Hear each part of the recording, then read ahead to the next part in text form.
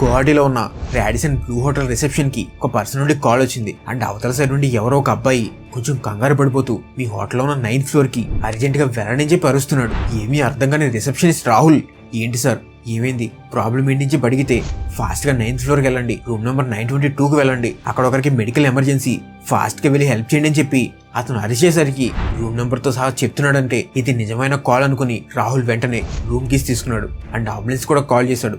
కానీ 9th floor కాబట్టి అక్కడికి వెళ్లేసరికి లేట్ అవుద్దని ఆ ఫ్లోర్ లోనే ఉన్న ఇంకో ఇద్దరికి ఫోన్ చేశాడు. అండ్ వాళ్ళిద్దరూ వెళ్లి డోర్ నాక్ చేస్తున్నారు. కానీ ఎంత పిలుస్తున్నా ఎవరూ పలకడం లేదు. ఈ లోపు రాహుల్ అక్కడికి వచ్చేసి ఇక్కడ సిచ్యువేషన్ సీరియస్ అవుతుందని చెప్పి వెంటనే మాస్టర్ కీతో రూమ్ ఓపెన్ చేసి చూసిన రాహుల్ కి కనిపించిన విజువల్ అక్కడ వాళ్ళకి మెడికల్ ఎమర్జెన్సీ కనిపించలేదు. బెడ్ మీద అంతా కూడా రక్తం మరకలతో ఉంది.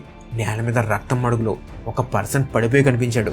అండ్ అతని చేతిలో ఒక లడ్డు ఉంది. ఎవరా పడున్న పర్సన్, అతని చేతిలో ఉన్న లడ్డూకి ఈ కేసుకి సంబంధం ఏంటి, అతను అలా చేసింది ఎవరు, అతనికి ఏం జరిగింది, ఇవన్నీ కలిపి ఒక ఫుల్ వీడియో చేశాను. ఆ వీడియో లింక్ ఇక్కడ మెన్షన్ చేస్తున్నా. ఇప్పుడే క్లిక్ చేసి ఫుల్ వీడియో చూసేయండి. అండ్ తెలుగులో మంచి రియల్ క్రైమ్ థ్రిల్లర్స్ కోసం చూస్తుంటే మన ఛానల్ని సబ్స్క్రైబ్ చేసుకోండి. ఇప్పుడు టైం లేదంటే సేవ్ చేసుకుని తర్వాత ఒకసారి చెక్ చేయండి. చాలా వీడియోస్ ఉన్నాయి, వీడియోస్ చాలా బాగుంటాయి అండ్ మీకు ఖచ్చితంగా నచ్చుతాయి.